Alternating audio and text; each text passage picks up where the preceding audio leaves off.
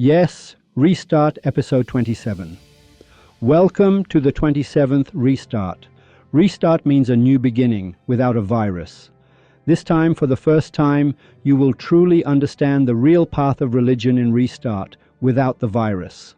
And you will understand where Cyrus, Zoroaster, Mazdak, Jesus, Moses, and Muhammad fit on this periodic table, and why thousands of people throughout history have hurled vile curses at the entire clergy of all religions, a truth you will only reach in Restart after 1,000 more years, the most shocking program in the last 700 years of Iranian history.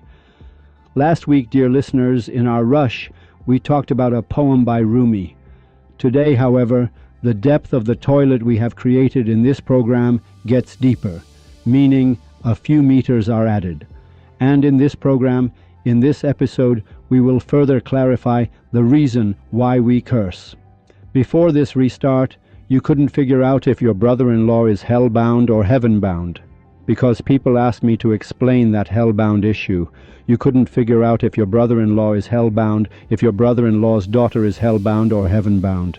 This girl you want to marry, is she heaven-bound, hell-bound? You didn't know this. But now that Restart is broadcast, it's very simple. Why? Because Rumi says it very simply.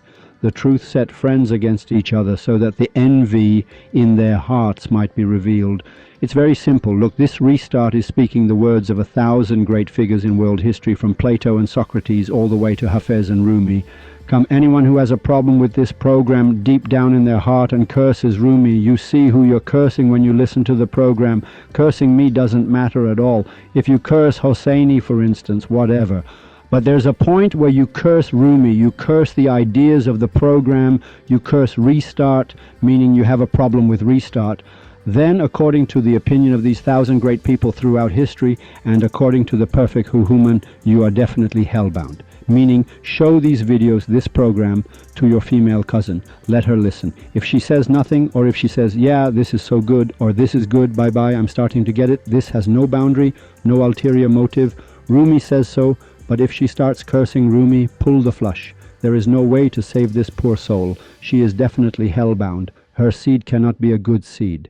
This is the law of the Restart program. And if she smiles, this one has a spark connected somewhere. Because this program doesn't belong to Hosseini for you to get angry about. This program belongs to Rumi. This program is being presented to you from the perfect human, from Jesus, Moses, Muhammad ibn Abdullah, from whomever you can think of. Just as all Christians know nothing about Jesus, and Jesus belongs to Sufism, all Muslims know nothing about Muhammad, all Jews know nothing about Moses, and all Zoroastrians know nothing about Zoroaster.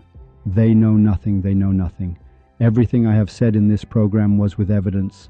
If on the day of the 30th program I announce that all those who are interpreting Rumi and Hafez and so on are dishonorable, I will bring proof, meaning I haven't said a single word of my own for you to scream and shout about. I myself have always tried my best at the beginning of the program. I've cursed, and curses come. I haven't said anything of my own. If the people of Iran are dying of hunger and have no money and are miserable, and then I, Hosseini, know that billions of dollars of treasure are sitting in the right-hand corner, and I don't tell you, and your daughter dies, and your son dies, and you go to hell and get your ass kicked, and then you find out that I knew the treasure was hidden back here and the money was here and I didn't tell you, what would you say to me?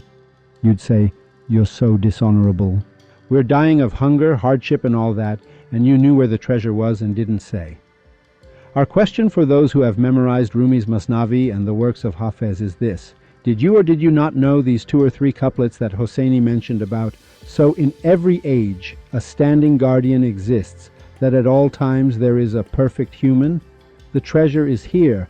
Why didn't you mention these poems? If you didn't know these verses and still interpreted Rumi, Hafez, and Sadi, and if you knew and didn't say? That's the question. So everything I'm saying is correct.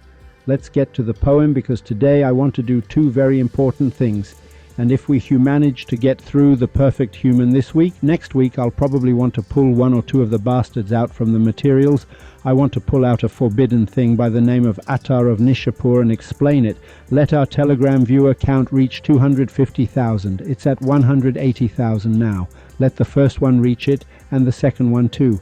Let each of these restarts get to 250,000 viewers on Telegram. Someone had sent a message saying, "Sir, you talk about the being unity. We are all listening. We have 7 to 8, 9 million dervishes alone in Iran." No, everyone is listening. I said, yes, that's not important. I agree. It's that there are being unity adherents. There are kids from the Circle Mysticism group, a lot of them. The point is that whoever is being unity is with us. The Sufis from your topic who are Sunni, Christian, Jewish, they are all with us. But I don't care about the rest. I know the view counts can be much higher than this. And I know that maybe over 2 million are listening to the program. It wants 1.5 million more. These are all 15 people, 10 people, 6 people. That's not important. Dude, I said a simple number. It's at 189,000 now. Once the first view count reaches 250,000, let me tell you, I will do this. And if it reaches 500,000, the two on Telegram, if they reach 500,000, I will make the program twice a week. If each program gets 1 million viewers on Telegram, we will go on Mondays, Wednesdays, and Fridays until these 120 programs are finished. In Rumi's poem, we reached the point where the cross-eyed gradually became fewer. When they passed 100, they became one on that side. Behind every curtain, a people have their station, row after row, the Imam. And he also refers to the perfect human himself, meaning each of the perfect men and those who are around them, meaning the light of God is a direct reference, and I am opening up the topic bit by bit. Remember that. I'm not saying it all now because there will be a time when I must talk about Cyrus, about others, to lay out this periodic table for you. Okay, let's get to it. He says, "The fire that is right for iron or gold is at other times the ruin of water and green apples." He's saying fire is great for iron because it's iron. They put it in the fire, it becomes soft like wax, whatever, and they hit it on the head with a sledgehammer and it takes shape. But this same fire, for things that are water-based, what happens if you pour water on it? It jumps away, it evaporates. Fire is not good for water, fire is not good for an apple. Throw it in, it's not good, it's lost. The apple and water have a hidden rawness. Unlike iron, they need a gentle heat. He says the apple and water that you see, they have a rawness, they're raw, and for that reason, they don't get cooked on the fire. It's wrong. They get destroyed if you throw them in a quarter of an hour, half an hour, an hour.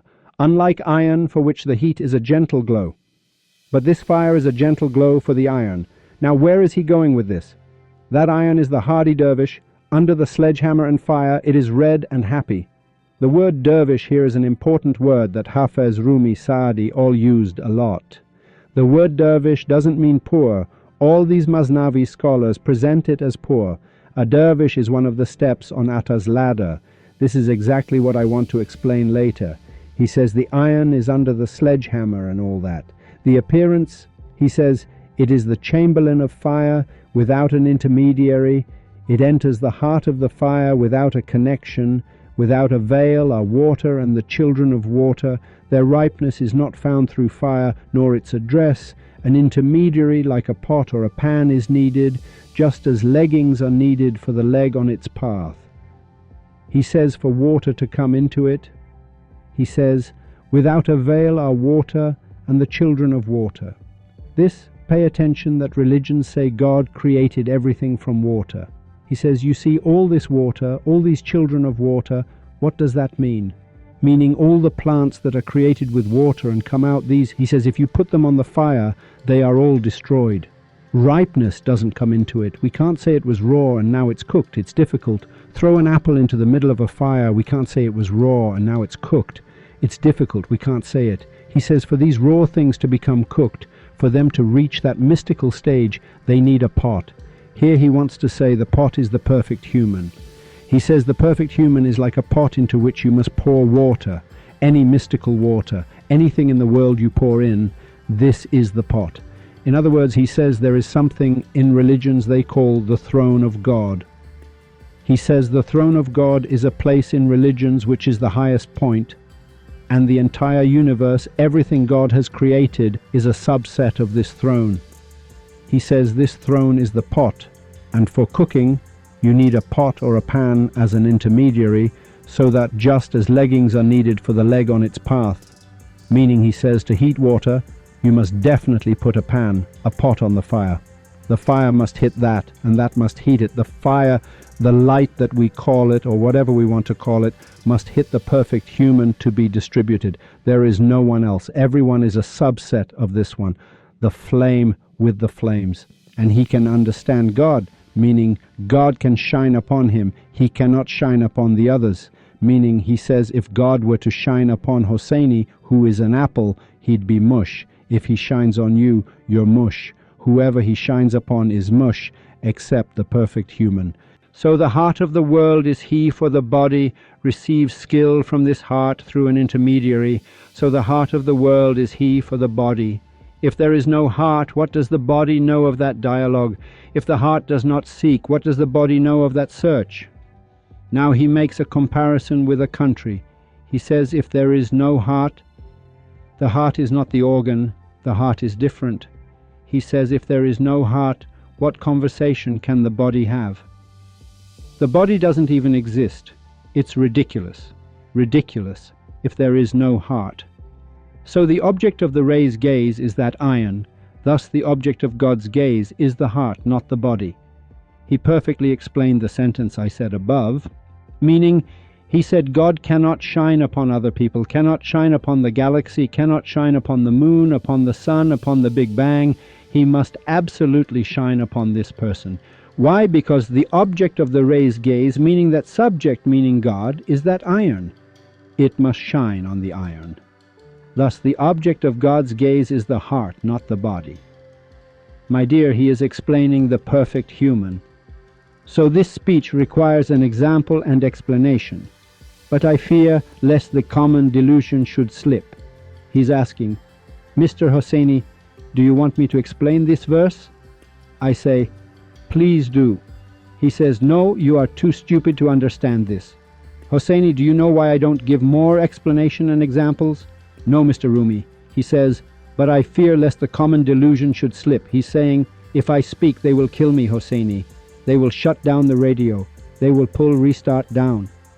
Who? First, your own family will hurl vile curses at you. If the secrets were to be fully revealed, everything would go up in the air. Then, to shut the mouths of all the Masnavi interpreters with the next verse, this one has 4 or 5 important points in it that I should... Okay. No. Let's see. I want 4 verses because I want to read a different verse. Let me put these last 2 verses back in their place. Okay? Allow me a moment. I'm sorry. For God's sake. Why? It's very important. Let me say this here and then come back and explain these last 2 verses of Rumi. See? So now Rumi said that I can't explain further. I can't explain this verse above that God is the body. I can't explain this verse that, let me tell you, thus the object of the ray's gaze is that iron. Thus the object of God's gaze is the heart, not the body. I can't explain this. Why? Because the people's delusion will be shattered. People will get confused. If we say Sheikh Bahai is 1,000 times Edison, we haven't lied. And if we say he is truly 100 times Newton, we haven't lied at all. And if we say he is 500 times Albert Einstein, we definitely have not lied. Do you know why? Because Albert Einstein in mathematics was a very shitty creature in history. Each of them was an expert in one thing. For you to understand who Sheikh Bahai is, I'll give a small explanation, because later in the Shah School Plus program we want to talk about Sheikh Bahai or the Masters and so on. The Masters means that only those gentlemen who are in Iran now, you say, sir, what's his deal? He was from the 10th and 11th centuries Islamic calendar. The sciences of philosophy, he is the god of philosophy. Sheikh Bahai is the god of philosophy. All the Shia and Sunni mullahs who don't even come close to his level, not even a drop, he says this human is the god of philosophy. Sheikh Bahai is the god of logic. Dear listener, now see from here I want to read 2 verses. There are 6 important points in these next 7, 8, 10 verses that I'm going to read for you, so you can see why. You will surely come to me in the virtual world and say, Hosseini, for your mother's sake, let these dishonorable people go, curse their mothers and fathers and move on. Why? Pay attention to the point. This human is the god of philosophy, the god of logic, the god of astronomy, the god of mathematics. He is a god in the book of politics. In hadith, he is just... Sheikh Bahai cleansed all the false hadiths. 99.99% of the hadiths that these idiots are putting out, that they attribute to Alame Majlesi and the mystic of the stable and so on, he cleared them all away. Now why was he like this? Because he himself was inside the system. All the intelligence guys would kiss his feet, from top to bottom. The head of the Expediency Council at the time was in love with him, for example. Whenever he wanted to smack someone in the mouth, he'd say, "Sheikh Bahai, you go." He would go and, he would pull tricks out of his sleeve. He is the god of these things. He's a god in politics, a god in hadith, a god in math, a god in ethics, a god in astronomy, a god in jurisprudence, a god in engineering, a god in art, and a god in physics too. I just gave you a small glimpse. We haven't even gotten to astrology yet. For his services in astrology, UNESCO registered his name in 2019. This guy is a god in everything. I'm going to give you a dose of Sheikh Bahai's law that will flush everyone down the toilet again. It's really bad. In advance, because some people might think that, look, I am slowly discrediting people one by one so that you understand that when we get to them one by one, it's not just one or two. Everyone down to the last one is giving this same curse. And he starts with Arabic, oh Sheikh Bahai. But he says 5 or 6 important things that contain a great secret. First, he starts in Arabic, so that if the Arabs say, we didn't understand, he can say, shut up, you understood. He says, قَدْ صَرَفْتَ الْعُمْرَ فِي قِيلٍ وَقَالٍ. I'll just say one line, يَا نَدِيمِ قُمْ فَقَدْ ضَاقَ الْمَجَالِ. My Arabic isn't that great either. I might not remember the exact pronunciation. Let me see. He says, قَدْ صَرَفْتَ, meaning you have spent. Now I'll say whatever I understand. عُمْرُكَ فِي قِيلٍ وَقَالٍ. He says, you spent this ridiculous life of yours in chatter. Ya Nadimi Qum, beautiful one, arise, beautiful one, get up. Faqad daqal majalu. Daqal majalu means time is short. A divine gift has come. Restart is broadcasting for you. You don't have time. Qum means arise. Faqad daqal majalu means shortness of time. Al majalu means time. He just reads this. He says, my dear, you with chatter. No, not that. Truly you have wasted your life in the science of customs. Now imagine what a scholar of this magnitude is saying. قُلْ لِلشَّيْخِ قَلْبَكَ مِنْهُ نَفُورٌ لَا تَخَفِ اللَّهُ تَوَّابَ غَفُورٌ. He says to this sheikh, to this mullah, to this rabbi, to this priest, tell him to empty his filthy heart of hatred. The same thing I said at the beginning of the program. Having a grudge against this program. لَا تَخَفْ, don't be afraid. Allah tawwab ghafur. God forgives. Allah means the perfect human forgives. And he doesn't say Allah, he doesn't say Huwa. Now I'll start the Persian part. Formal knowledge is all chatter and talk. No quality is gained from it, nor any state of ecstasy. He's saying, all these books I've read, all this philosophy, logic, ethics, astronomy, mysticism, and I'm the god of it, mind you, nothing. I'm the god of it. He says, these sciences I've studied are all chatter and talk, just empty words. I gained no quality from it. No state, no ecstatic passion. It constantly depresses the spirit. Rumi does not believe this statement. He says, these things only increased my depression. They gave me nothing. Rumi confirms this too. He says when mystics mention people's names, it means there's a very important point in it, something very respectable and deep about that. Then in Persian he says, meaning, for the one who lacks the love of the beloved, bring a saddle and a bridle for him. Mr. Sorush, Mr. Safi Golpayagani, Mr. Rabbi, Mr. Priest, Sheikh Bahai is saying it. He says if your love is not for that beloved and you don't have that beautiful one, it means a saddle, bring a saddle and a bridle for him. Meaning he is an absolute donkey, a memorizer of the Quran, an absolute donkey. Memorizes the Torah, an absolute donkey. Sheikh Bahai is saying it. Listeners, if someone says that of your life, only 7 days remain and that becomes certain. In this 1 week, with which science will you occupy yourself, O complete human? He's saying, if they told you right now you have 1 week to figure things out before you die and go to hell, what are you going to do in 1 week, other than the path of restart? Other than the fact that if a human is in a well, he must still know God. If it's all about books, how is such a thing possible? He says, now you have 1 week, what are you going to do? In this 1 week, with which, from where are you going to know yourself? Science will you occupy yourself, O complete human. Philosophy or grammar or medicine or astronomy, geometry or geohumancy or ill-omened numbers. Which one are you going to read? If you want to read philosophy, you have to read about the world. It's like religion. He says, philosophy or grammar, what do you want to do in this 1 week? You want to study grammar, you want to study medicine, you want to study astronomy, geometry or geohumancy or ill-omened numbers. Then here he says, knowledge is nothing but the knowledge of loving. Listener, Sheikh Bahai is saying it.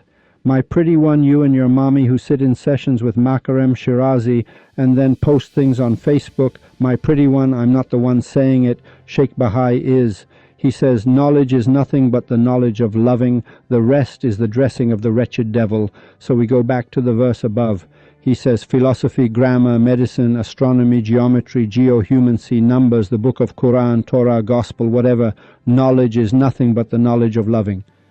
Besides the love of the perfect human, no knowledge exists. The rest is the dressing, meaning the clothes, of the wretched devil, meaning all the mullahs, all the clerics of all religions. Sheikh Bahai calls them the dressing of the wretched devil. The word wretched means miserable, senseless, filthy, oppressive, dishonorable in literature, meaning scum, meaning the bottom of filth, meaning the very end, meaning miserable, meaning abject, meaning humiliated, meaning ill-fated. Knowledge is nothing but the knowledge of loving. The rest is the dressing of the wretched devil. The science of jurisprudence, the science of exegesis and hadith are from the dressing of the vile devil. You idiot, you write a book now and 35 years later it's changed. You idiot. You want to explain one episode of Restart to your grandma and it gets 500 errors, it gets changed in the telling, and you're sitting there reading hadith from 900 years ago for yourself? Al-Sadiq said, Al-Baqir said, and then you're just spinning around like a little goat? Sheikh Bahai is the god of jurisprudence, exegesis and hadith. He says, the science of jurisprudence, the science of exegesis and hadith are from the dressing of the vile devil. You dishonorable. Meaning, if you are sitting there reading hadith without the permission of a perfect human, for which a hadith to even exist, 99%, just flush it down. There is no such thing as hadith. Al-Sadiq said, who did Sadiq say it to? Why did he say it? Now let's assume the perfect human is in Italy, for example. The KGB intelligence organization goes to the perfect human and says, now, sir, perfect human, did you release this restart program? He says, no human, it's this dishonorable Hosseini. That doesn't become a document. Or the intelligence organization, dressing of the vile devil, meaning, look, the very last, he says Iblis means the epitome of dishonor. Iblis is the ultimate devil, not just a devil. And if he had said it's the dressing of the accursed or vile devil, it would have been resolved. Iblis means all the dishonorable acts of the world, meaning adultery, murder, plunder. If you want to multiply Iblis, shove ISIS into the body of Timur, hit it into Hitler, as you yourself say, multiply it by 55 billion filthy people, that becomes the vile Iblis. So in 2 verses he brought 2 words, and with 4 words he shoved it in. The wretchedness of Iblis is spiritual, the vileness and dishonor are physical, external. Knowledge is nothing but the knowledge of loving, the rest is the dressing of the wretched devil. The science of jurisprudence, the science of exegesis and hadith are from the dressing of the vile devil. He says, we worked so hard and studied, I read so human books, I am a scholar now, you filth. I'm not an ordinary scholar. He says, whoever is not afflicted by the moon-faced one, whoever is not in love with the perfect human, not in love with that moon-faced one, wash his name from the tablet of humanity, the heart that is empty of the love of idols. I apologize, ladies, gentlemen, sorry. One dies and the next one comes, that one goes with the one behind it, all of them. Well, if we don't say these things now, when should we say them? I apologize in advance because from here on out it's just vile curses, I don't know what to say anymore. Meaning he is describing all the Sunni and Shia mullahs. He says, whoever is not afflicted by that beautiful one, wash his name from the tablet of humanity. He goes one step further. The heart that is empty of the love of idols. If a heart is empty of the perfect human, is its enemy. Call it a menstrual blood clot, all smeared. My God, where has Rumi ever used such a vile curse? Clot. The clot means Mr. Sarush either understands or he is this clot. Call it a menstrual blood clot, all smeared. Mr. Makarem is either acting with the permission of the perfect human or this clot is a clot. Dear listener, ladies, please explain this to your children later. The heart that is empty of the love of idols, consider it a menstrual blood clot smeared in mud. Mr. Rabbi, without the permission of the perfect human, you are this clot. Sheikh Bahai says it. A chest empty of the love of the rose-cheeked ones is an old sack full of bones. If a chest is empty of love for a beloved, it's not a chest, it's an old trunk. Until when this wailing and endless love have some shame before God and the Mustafa. The word Mustafa here does not refer to Muhammad Mustafa. Mustafa means the chosen one, meaning the perfect man. He says, from God and the Mustafa. This Mustafa means chosen. It comes from Istafa, meaning selected, meaning chosen, meaning the perfect human. He says, you're sitting there for me. You go to church and cry. Until when this wailing and endless tears?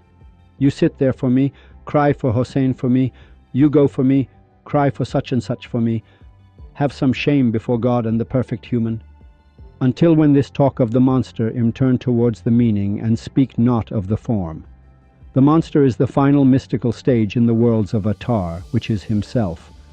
When I start on Atar, we'll see that the word monster that you use is either a monster or one of the 7 stages of the great human of history, Atar, of whom Rumi says Atar traveled the 7 cities of love. Meaning, whoever curses Rumi, I have to take the whip to Atar. I have to curse him. Why? Because Rumi says nice things? If I give my back to my wife and children for you, remember that. Atar traveled the 7 cities of love. He comes along and says something about someone. That's why he used to throw plaster from above, hit the Mongols on the head with mud, the people of the world who didn't understand, like mules. Atar's whole job had become to go sit up there as an old human, meaning there was no university where you could say, Sir, think for yourself, or Sir, have this Atar come and teach this. Oh, what an arduous task. To set up his teaching chair with hardship, sit down, eat some bread and stew, and go up there and hit every Mongol who passed by on the head, for which he was ultimately killed. Until when this wailing and endless love, you idiot, in the mosque. Do you know why he says this? A very important point must. He says, until when this wailing and endless tears have some shame before him himself. Do you know why? Because crying is forbidden in Sufism. Anyone who cries, you should shove something down their throat. Why? Voluntary crying, Sufism says, is poison. It is forbidden. Forbidden. Sir, forbidden. If it's out of your control, your mother died, it's out of your control, a little involuntary tear is okay, that's good. You suddenly walk in, you see a lion, you get scared, that's very good. Now if you act like you're in a movie, then bye-bye, that's not good, it's poison. Crying is forbidden. He says, you're sitting there crying, beating your chest and crying, what are you crying for? What is he saying? I mean, did Imam Hussein come to your house? Are you his dependent? Does he cry? Like a human kid who sits, and what should he listen to? He should really sit.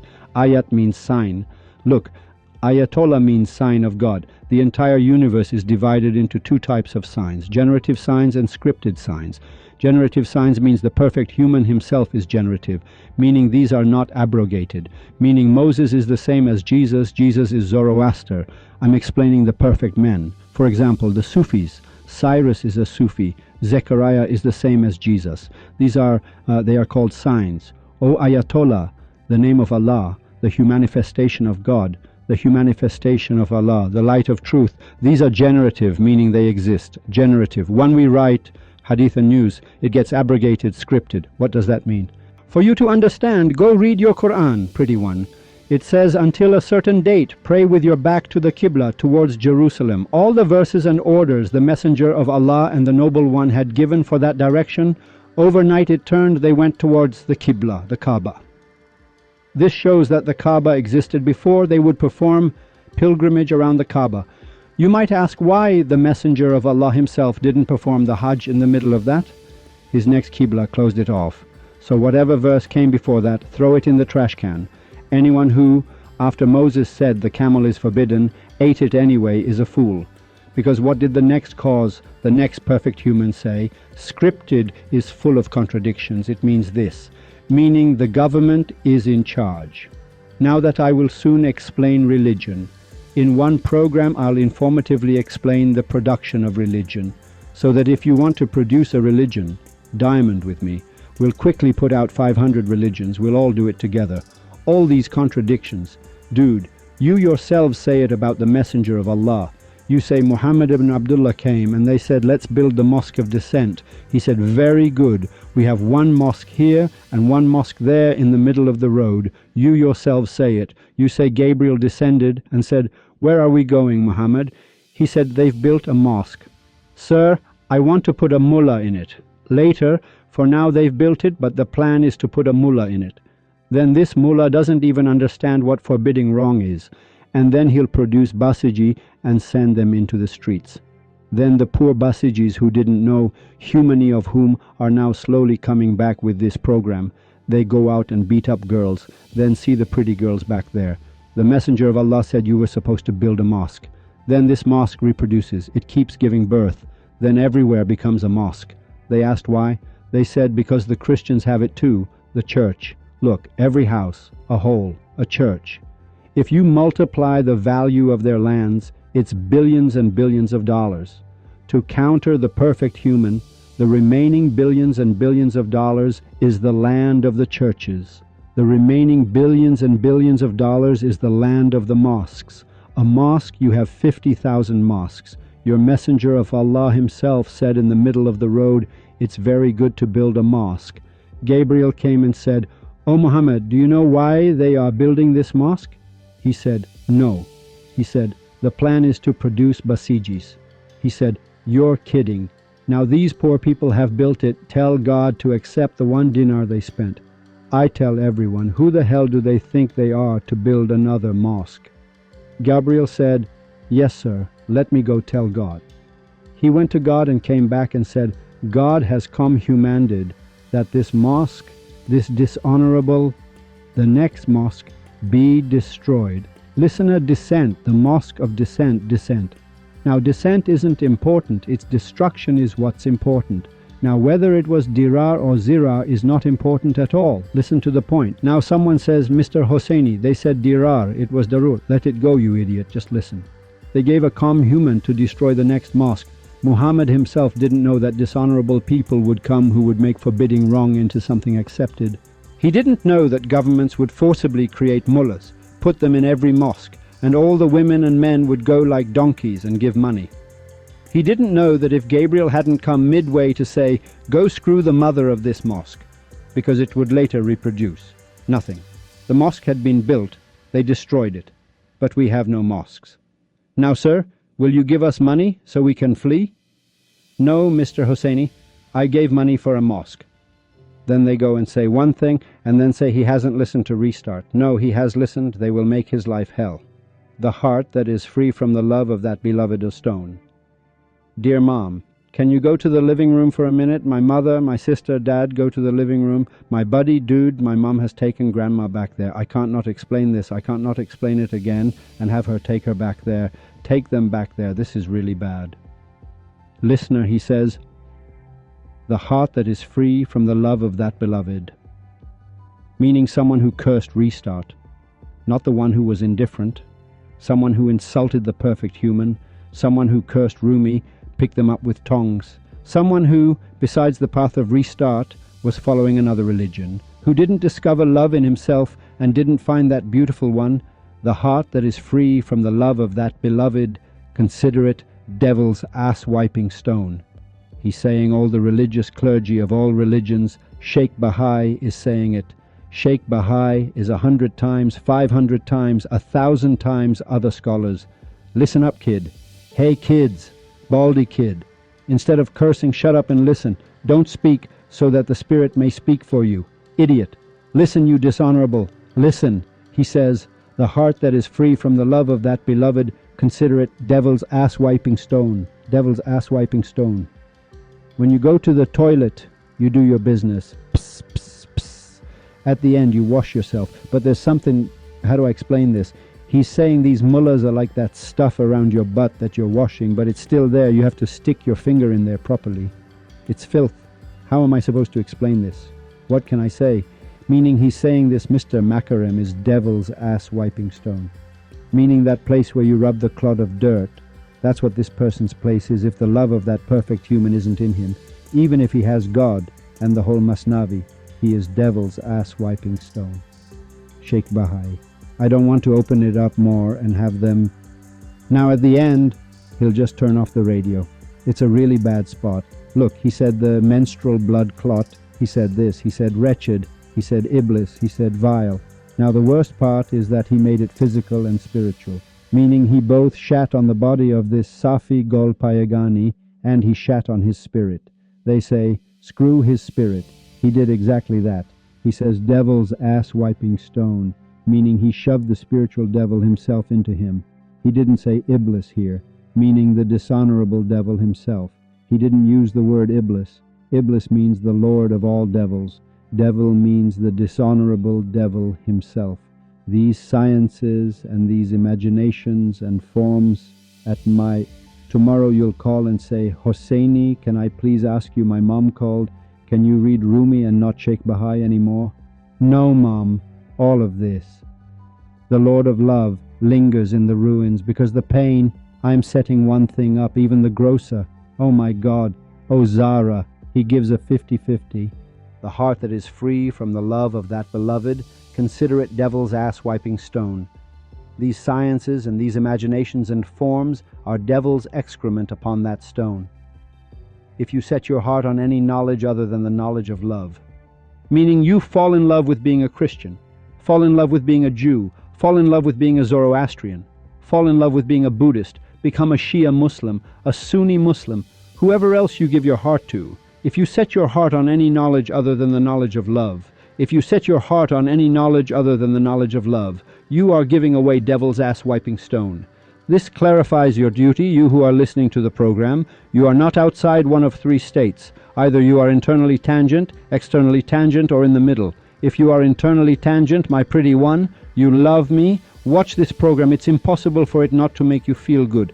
I told you a secret the other day. The love that came down from your eyes for the love of that perfect human is for him to find you. Let it go. Don't be sad. Sit and cry. Enjoy it. Sit and enjoy yourself. It's impossible for him not to show you. This is internal tangency. External tangency means being dishonorable like this Safi Gol Payagani, like Mr. Sharudi Iraqi, the same head of the judiciary, a dishonorable human who did everything Saddam did in this country. That dishonorable Sharudi, the head of the judiciary, whom I once explained in Good Night Iran that you are either a successor or a prophet sitting up there, or you are wretched down here. This wretched means exactly this, meaning dishonorable. The dishonorable Sharudi Iraqi, dishonorable. There is something in his sphere that he will soon understand, that this human has no way of salvation. And he says, if you too deep down are happy with them, or think they are right, you too are the stone. Look, he's cursing your mother and father too, meaning he's cursing me too. He says, you are giving away devil's ass wiping stone. Be ashamed that you carry, O deceitful one, devil's ass wiping stone in your arms. Wash the tablet of the heart from devil's excrement. O teacher, teach a lesson of love as well. How long with the wisdom of the Greeks? Know the wisdom of the faithful as well. When faith comes up, it means anyone who knows the perfect human. How long with this baseless jurisprudence and theology? Will you empty your brain, O meddlesome fool? Your life was spent on debating grammar and morphology. Read a letter or two from the principles of love as well. Illuminate your heart with humanifest lights. How long will you be Avicenna's bowl liquor? Mr. Soros, if you understand this verse, you'll go there in the morning. Illuminate your heart with humanifest lights. How long will you be Avicenna's bowl liquor? The master of the world, the king of this world and faith, called the believers' leftover food a cure. O sad one, the leftovers of Aristotle and the leftovers of Avicenna. Did that humanifest prophet call them a cure? The curses about wife and kids that I hurled at Aristotle were confirmed by Sheikh Bahai. He said, Haj Hosseini is right. The leftovers of Aristoteles, meaning Aristotle. Aristoteles is his name, his last name. He shoved his full name in there nicely, so that this filthy, dishonorable human who said the earth, everything revolves around us, this dishonorable human who is philosophy, meaning the gentlemen who are talking about philosophy now, they are all this human's shit-eaters, because he was the god of philosophy. And that's why I said with your Plato, look, he said a very, very nonsensical thing, it's okay. But in the end, he was saved by Abu Sa'id Abul Khair, meaning it's okay. Like Mullah Mohsen Faid Kashani. Mullah Mohsen Faid Kashani also, you saw last week, I was wrong, I made a mistake. I accepted his repentance then. At the beginning, you also saw that he says Allah. In this very poem, he says he forgives. He's explaining it beautifully. The leftovers of Aristotle and the leftovers of Avicenna, did that humanifest prophet call them a cure? Go and tear your own chest 100 times, cleanse your heart of these pollutions. I don't have more than 4 minutes. The ayat topic is left for 6 weeks, it's okay. Next week from Attar of Punjab and 6 minutes. I love you, my pretty one. By God, I myself have no intention. I am stupider than all of you and whatever you want to think. I love you, and this program is dangerous. I wish it had never started. But when restart begins, it will definitely finish, listener, and it will finish well, and it will finish badly, and it will finish dangerously. Goodbye after 7 years.